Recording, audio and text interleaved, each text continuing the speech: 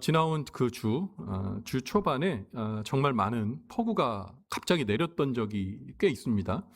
그 날씨가 또 불안하고 참 무더운데요. 우리 사랑하는 성도님들 또 이 무더운 이 여름에 이 더위 때문에 또는 이런 일정치 않은 그런 날씨 때문에 건강 상하지 않고 건강하시기를 간절히 바랍니다. 그래서 앞뒤 좌우에 계신 분께 이렇게 인사합시다. 항상 건강하십시오. 이렇게 생각할까요? 항상 건강하십시오. 네, 항상 건강하십시오. 네. 좀 전에 말씀드렸듯이 이번 주 초반에 뭐 엄청난 그 폭우들이 갑자기 쏟아집니다. 특별히 폭우가 쏟아지면 당황하는 게 뭐 여러 사람들도 있겠지만요. 운전하시는 분들이 굉장히 깜짝 놀라시는 경우가 많을 거예요. 이번 주에는 정말 이게 후다닥 떨어진다는 게 이런 거구나라고 느낀 것이, 여러분 우리 교회 이제 화장실 쪽으로 가는 그 위에 덮개가 이제 함석 같은 걸로 되어 있잖아요.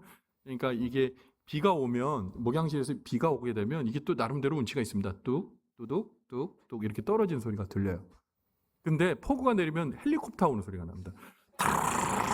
탁 소리가 나거든요. 그래서 어디 장군님이 오셨나 아마 그런 생각이 들 때가 있어요. 이번 주가 그랬습니다. 막 비가 막 폭우가 갑자기 쏟아지는 거죠. 그런데 이제 운전하시는 분들은 깜짝 놀라는 게, 비가 오게 되면 와이퍼를 움직이면 되는 거 아니겠습니까? 그런데 폭우가 내리면 아무리 와이퍼를 빨리 움직여도 움직이는 속도보다 비가 많이 내리니 앞이 보일 수가 없는 겁니다. 그러니까 운전하다가 엄청 당황하게 되죠. 여러분 이럴 때 운전자가 할 수 있는 최선의 선택이 뭘까요? 뭐 두 개 정도가 될 수 있을 것 같아요. 속도를 매우 줄이면서 안전운전하거나, 아니면 갓길에 잠깐 차를 두고 좀 비가 올 때까지, 안전한 차에서 비가 올 때까지 피하는 거, 이 둘 중에 하나가 될 것 같아요. 그런데 우리의 인생에도 가끔 폭우가 내립니다. 그 폭우는 우리가 생각하지 못한 시점에 그냥 무지막지하게 우리의 인생의 앞길을 방해할 때가 있어요. 그때 우리 능력이라는 와이퍼로, 내 재주라는 와이퍼로, 내 능력과 노력이라는 와이퍼로 아무리 빨리 닦아내 보려고 해도 그 고난과 또한 힘듦의 깊이가 너무 커서 도무지 불감당일 때가 있습니다. 여러분 그때도 우리는 어떻게 해야 됩니까? 우리의 삶의 속도를 조금 치고 안전한 우리 주님이라는 그 차량 안에 여러분 우리가 멈춰서서 이 비가 지날 때까지 우리를 보호해 주신 주님의 은혜 가운데 있어야 합니다. 여러분 오늘 하나님의 은혜를 기다리며 하나님이 주실 그 폭풍우를 잠잠케 하시는 하나님을 바라보는 이 순간이 바로 오늘 우리의 예배의 자리, 기도의 자리, 말씀의 자리인 줄 믿습니다. 오늘 하나님의 은혜가 오늘 우리에게 머물고 우리 인생의 폭풍우가 잠잠해지는 은혜의 자리가 되기를 주님의 이름으로 간절히 축원을 드립니다. 저는 오늘 이제 설교 말씀을 이제 시작하기 전에 아주 단순한 질문을 던지며 말씀을 시작해 보려고 합니다.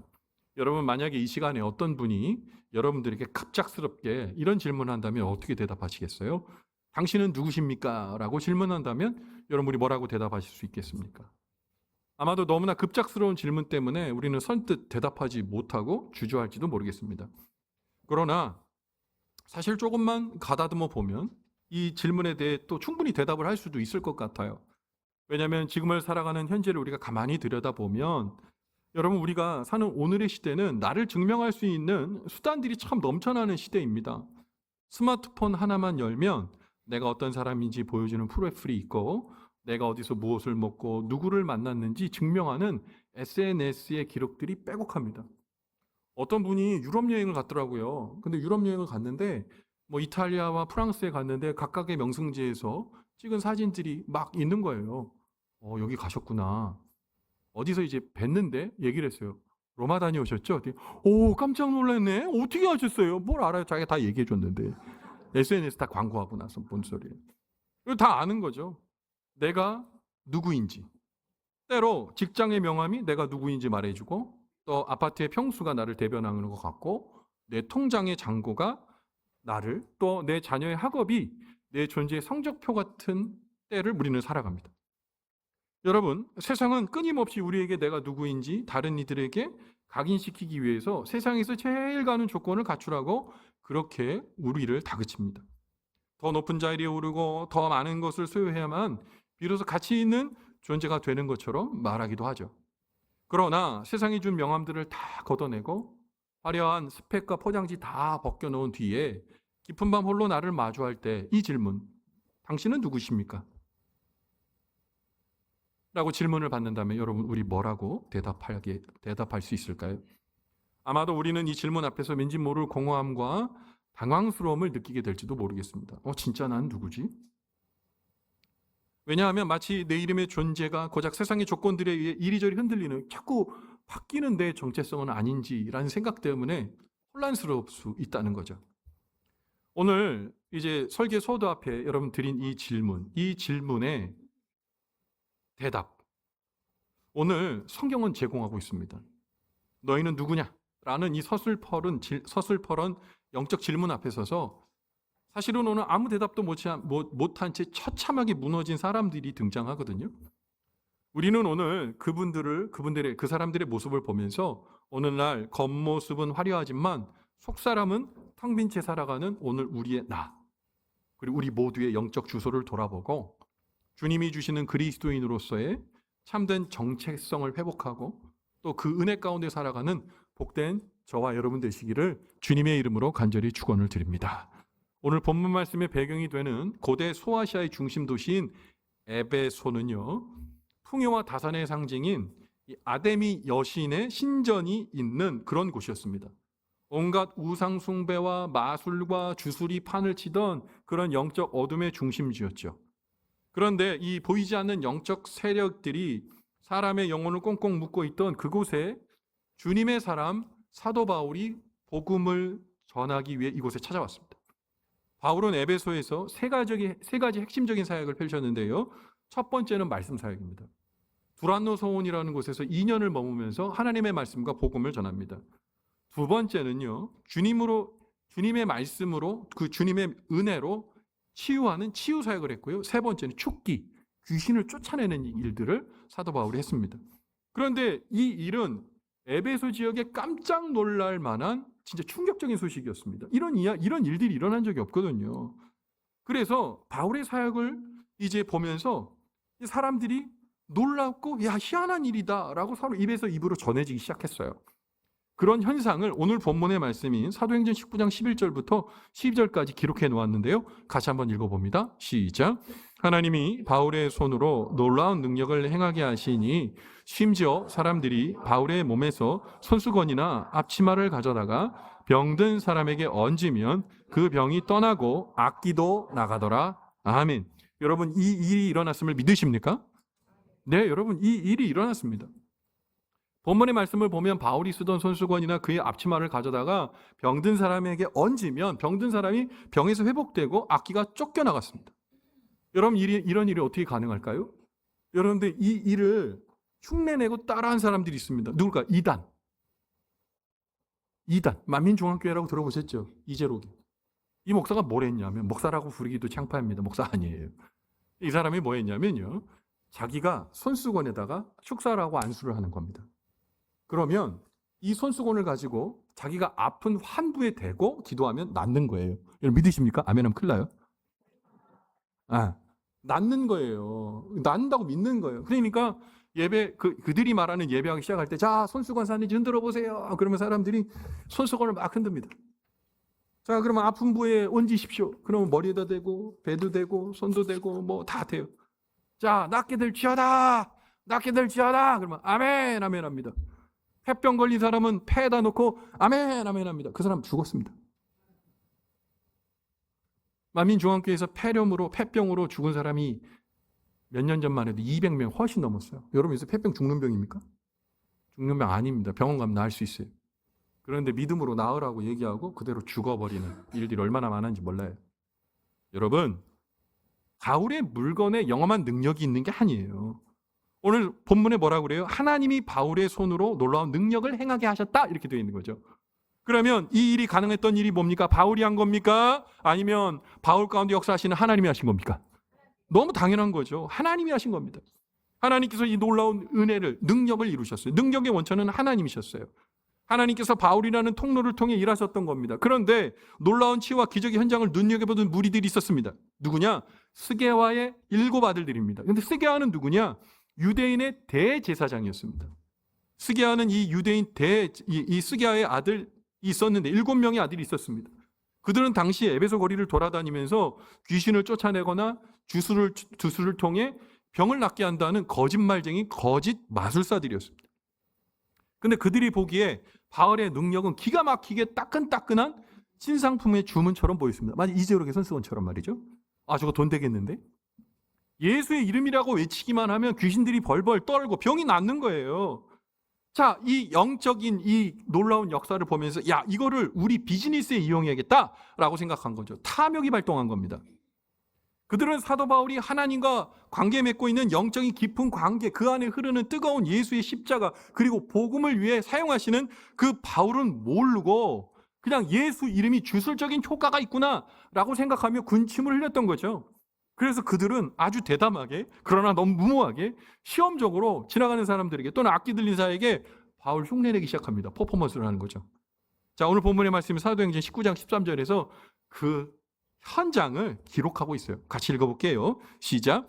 이에 돌아다니며 마소라는 어떤 유대인들이 시험 삼아 악기 들린 자들에게 주 예수의 이름을 불러 말하되 내가 바울이 전하는 예수를 의지하여 너희에게 명하노니 하더라. 너희에게 명하노라 하더라. 이렇게 얘기했다는 거예요. 여러분, 예수님과는 아무런 관계도 없는 스기야의 아들들이 자신만만하게 뭘 인용했다고요? 예수님의 이름을 인용했다고요. 여러분, 그냥 아무한테나 대고 얘기하는 거예요. 예수님의 이름으로 떠나갈지어다. 떠나갈지어다. 왜 안 나가지? 떠나갈지어다. 여러분, 영적인 세계는 속일 수가 없는 겁니다. 여둠의 영들은, 잘 들으세요, 그들이 외친 이름 뒤에 숨겨져 있는 영적 실상을 명확하게 뚫어보고 있는 거예요. 우리보다 더 예수님과 하나님을 더 잘 알아채고 그리고 느끼고 있는 거예요. 그들이 바울의 흉내를 내며 소리칩니다. 그랬더니 악기가 비웃으며 던진 대답이 참 걸작입니다. 사도행전 19장 15절 말씀이죠. 같이 읽어봅니다. 시작.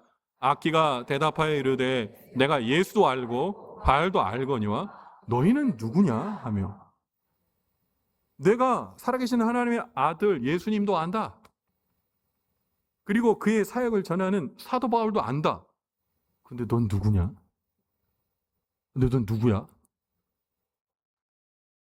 여러분, 여기서 예수님을 안다라고 사용된 이 헬라어 단어는 기노스코라고 발음을 하는데요.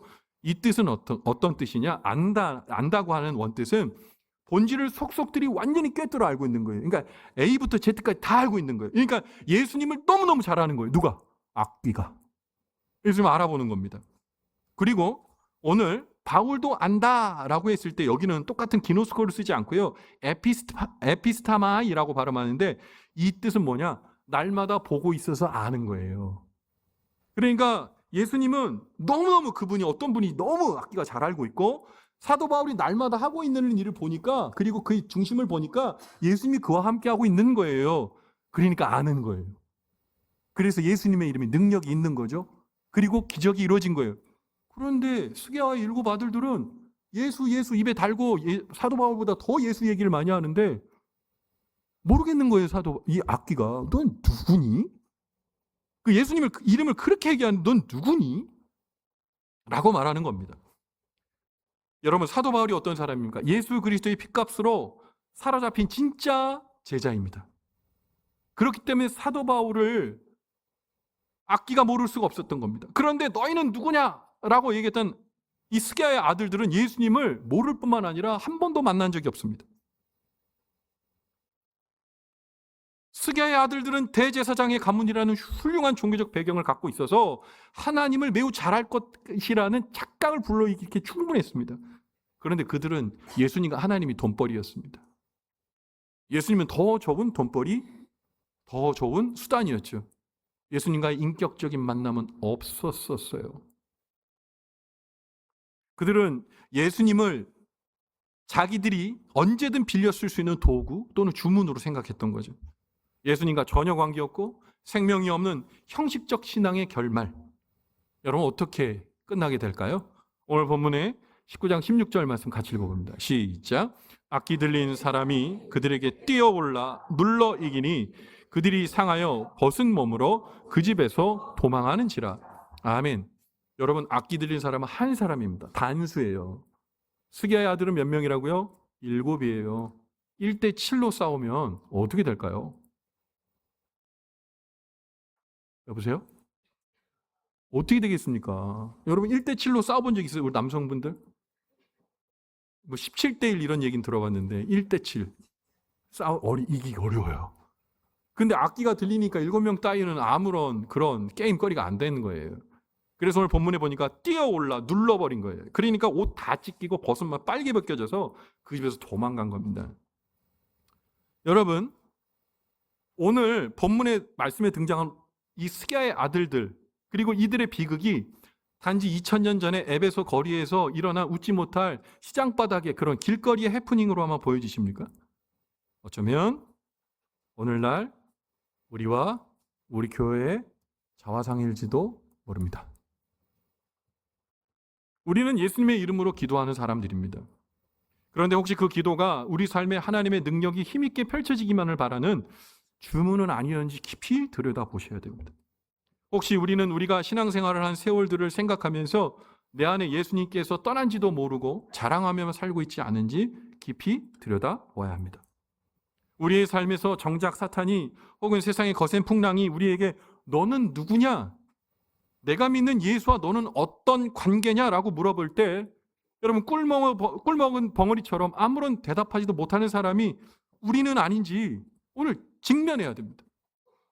주님과의 실제적 사귐과 동행 없이 그저 종교적 습관으로 교회를 오간다면 영적으로 스기야의 아들들과 다르지 않다고 여러분 우리는 봐야 되겠죠.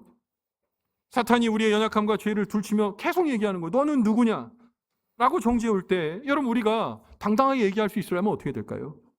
사도 바울이 예수와 깊은 관계가 있었던 것처럼 우리도 예수와 깊은 관계가 있어야 됨을 믿으시기 바랍니다. 여러분 우리가 누구인지 설명할 수 없다면 여러분 그것은 정답이 아닙니다. 여러분 그런데 우리가 예수님과 가까이 갈 수 있습니까? 우리 허물 많은 사람이잖아요. 날마다 넘어지고 연약한 존재입니다. 조건만 갖추고 상황만 생기면 우리는 악다구니를 하는 죄의 사람들입니다. 우리는 무력한 존재입니다. 우리가 하나님과 관계 맺기, 예수님과 관계 맺기 매우 힘들죠. 그러나 하나님께서는 우리를 그대로 내버려 두지 않으셨죠. 아무런 자격 없는 우리를 하나님의 자녀 삼아주시기 위해 하나밖에 없는 하나님의 독생자, 하나님이신 그분 예수님이 이 땅에 인간으로 오셨습니다.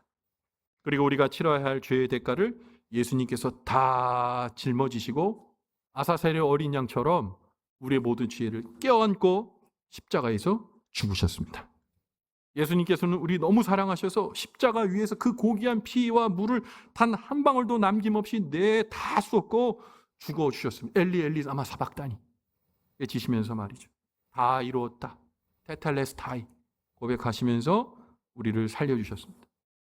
세상은 우리의 가치를 연봉과 스펙과 외모로 평가하지만 하나님은 우리에게 하나님의 아들이신 예수님의 목숨과 맞바꾼 가장 존귀한 하나님의 자녀라는 존귀한 신분을 허락해 주신 거예요.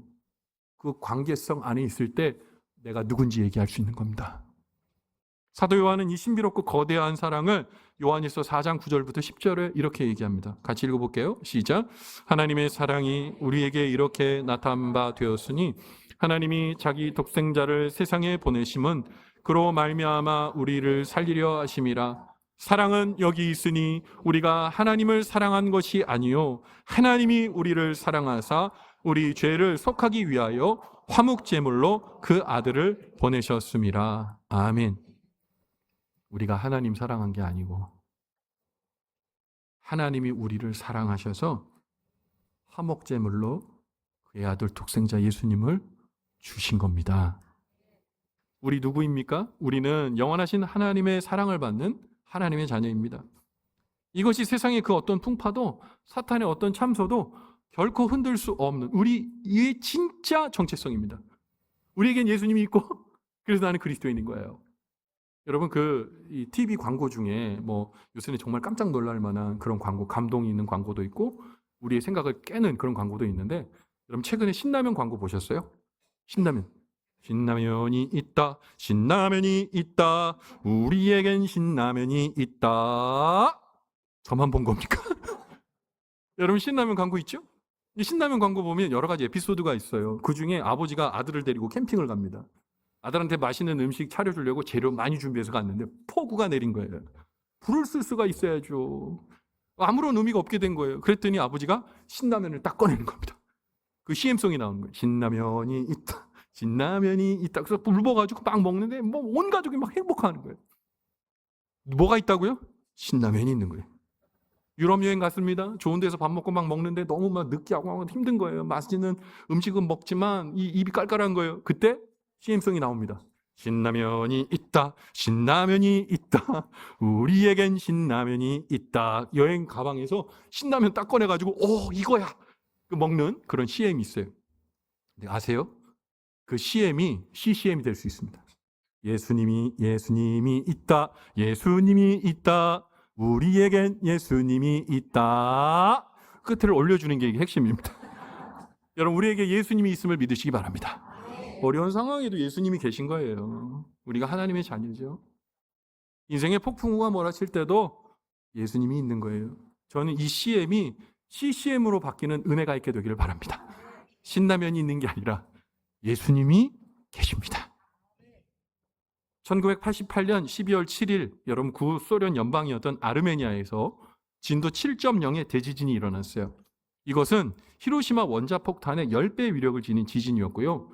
아르메니아의 300개가 달하는 마을이 지구상에서 사라진 참혹한 지진이었습니다. 이미지 한번 보여주실래요? 아마 이런 걸로 얘기가 됩니다. 다 무너진 거예요. 뭐 내진 설계가 안 돼 있으니까 당연히 그때 무슨 내진 설계가 돼 있겠어요. 지옥이 된 거죠. 그런데 당시 26세였던 어머니 수산나 페트로사인이라는 분이 계셨는데 4살 난 딸 가한이라는 딸이 있었어요. 함께 지진으로 무너진 9층 건물 지하 잔해 속에서 완전히 매몰됐죠. 이때 어둠 속에서 탈수 증세로 4살 난 딸이 죽어갑니다. 그러면서 엄마한테 얘기하는 거, 엄마 목말라, 엄마 목말라, 울부짖는 거예요. 사진 보여주세요. 그런데 어머니가 그 곁에 있던 유리 조각 하나를 발견한 거예요. 그래서 어머니가 어떻게 했냐? 자기 손가락을 첫째 마디부터 10째 마디까지 다 딴 겁니다. 그래서 아이가 탈수 증세로 보챌 때마다 한 손가락씩 번갈아 가면서 아이 입에 물렸죠. 결국 이 모녀는 며칠을 견뎠냐? 무려 14일 동안. 무려 14일 동안 견디면서 극적으로 이제 생還됩니다. 이미지 보여주세요. 그래서 어머니 손이 다 찢어진 겁니다. 자신의 손가락을 베어서 아이 입에 피를 흘려보낸 이 어머니의 사랑, 세계는 가만히 있을 수 없었죠. 그래서 수많은 나라 이 뉴스는 타전되었고, 어머니의 사랑이 참 위대하고 숭고하구나 라는 것을 다시 알게 되었습니다. 그런데 성경은 우리에게 더 놀라운 사실을 말해줍니다. 이 지고지순한 어머니의 사랑조차도 우리를 향한 하나님의 사랑에 비하면 희미한 그림자에 불과합니다. 우리가 신앙의 자리에서 흔들릴 때마다, 우리가 세상에서 실패하고 낙심하여 여러분 그런 공포스러운 눈물을 흘릴 때마다 주님은 우리와 함께 하십니다. 우리를 사랑하십니다. 그 가슴 벅찬 하나님의 웅장한 사랑을 구약성경 스바냐의 선지자는 가만히 있을 수 없어서 스바냐 3장 17절에 이렇게 노래했습니다. 같이 읽어볼게요. 시작. 너의 하나님 여호와가 너희 가운데 계시니 그는 구원을 베푸실 전능자이시라. 그가 너로 말미암아 기쁨을 이기지 못하시며 너를 잠잠히 사랑하시며 너로 말미암아 즐거이 부르며 기뻐하시리라 하리라. 아멘. 스바냐 선지자 이야기가 뭡니까? 우리가 무엇을 하나님을 위해 공헌했거나 아니면 세상에 대단한 성공을 거두어서 하나님께서 우리를 기뻐하시고 사랑하시는 것이 아니라는 겁니다. 오직 우리 그 자체를 사랑하시고 오직 예수 그리스도 안에 우리가 있다는 그 이유 하나 때문에 하나님께서는 오늘 이 시간 예배하는 우리 모두를 바라보시면서 기쁨을 이기지 못하신다고 성경은 말하고 있는 겁니다. 우리가 마주할 삶의 자리에서 이제 영적 스기야의 아들들로 우리 살지 말고 참된 자녀로서 주님과 꽉 붙어 있는 영적 은혜를 누리는 하나님의 자녀된 권세를 누리며 살아가는 우리 모두가 되기를 간절히 바랍니다. 그러면 우리 어떻게 됩니까? 앞으로 우리의 기도의 패러다임 바꿔야 됩니다. 기도의 마무리에 습관적으로 외치는 예수님의 이름으로 기도합니다가 우리의 욕망을 이루기 위한 하나님의 결제가 아니라 여러분 이제 우리 기도할 때 하나님 나를 꿰뚫어 안으시는 기노스코의 하나님 앞에 이렇게 기도해야 돼요. 주님, 내가 오늘 주님과 온전한 관계로 살기를 원합니다. 주님 나와 함께 해주시고 나를 붙들어 주시고 오늘 하루도 예수를 찾게 하여 주시옵소서. 그럼 그것이 우리의 기도가 되어야 될 것이에요. 여러분 저는 오늘 이 말씀을 마무리하면서 예수라는 찬양이 떠올랐어요. 여러분, 오늘 이 찬양 하시면서 우리가 영적 스기야의 자녀들이 아니라 하나님의 자녀, 나에게는 예수님이 있다, 나와 함께 하신다, 그것이 나의 정체성이다. 여러분, 오늘 그렇게 고백할 수 있다면, 그리고 우리의 삶의 자리가 그렇게 새로워진다면, 여러분, 우리가 은혜 받은 자, 축복받은 자 아니겠습니까? 우리 찬양 함께 할 때 가슴에 손 얹고 이 찬양합시다. 슬픈 마음 있는 자, 슬픈 마음이 있는 자, 몸과 영혼 병든 자, 누구든지 부르시오, 예수 이름 부르시오. 그 이름을 믿는 자, 그 이름을 부르는 자, 그가 어떤 사람이든 그는 구원 얻으리. 한 번만 더요. 슬픈 마음 있는 자, 슬픈 마음이 있는 자, 몸과 영혼 병든 자, 누구든지 부르시오, 예수 이름 부르시오. 그 이름을 믿는 자, 그 이름을 부르는 자, 그가 어떤 사람이든 그는 구원 얻으리. 여러분, 우리 그 이름을 부릅시다. 예수 이름 부릅시다. 예수, 예수, 오 능력의 그 이름 예수, 나 외쳐 부르네. 예수, 예수, 오 능력의 그 이름 예수, 난 외쳐 부르네. 예수 그리스도, 예수님, 예수님, 능력의 예수님, 예수, 예수, 오 능력의 그 이름 예수, 나 외쳐 부르네. 예수, 예수, 오 의원의 그 이름 예수, 난 외쳐 부르네. 예수 그리스도. 사랑하는 성도 여러분, 사탄은 우리의 과거의 죄를 그리고 허물을 들추면서 네가 그러고도 성도냐, 네가 그러고도 예수를 믿는 그리스도인이냐 조롱할지 모릅니다. 그러나 기억하십시오. 하나님은 우리와 함께 하시고 내가 그분과 함께 머물고 있다면 사단은 우리를 손도대지 못합니다. 우리 교회 이름이 망원제일교회입니다. 제일이라는 단어가 들어있어요. 근데 우리의 이 제일이 가장 높고 부유하고 가장 힘센 최고의 의미로 사용되지 않았으면 좋겠습니다. 예수님을 제일 잘하는 사람, 예수님의 능력을 제일 부르짖는 사람, 예수님과 함께하는 가장 제일 좋은 사람, 바로 우리가 되기를 간절히 바랍니다. 이제 누군가 우리에게 너는 누구냐, 사단이 우리에게 너는 누구냐 물어올 때 여러분 고개를 들고 가슴을 펴고 당당하게 외치십시오.